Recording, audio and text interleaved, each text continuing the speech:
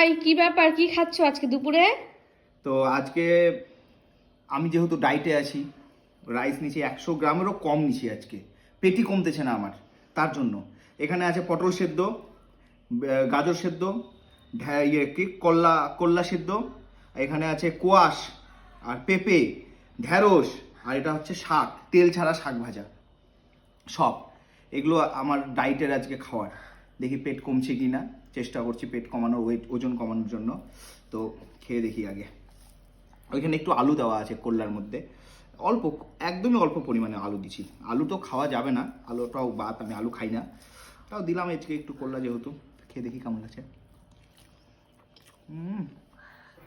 কল্লা সিদ্ধর ভিতরে একটা আলাদাই মজা আছে, তাই না?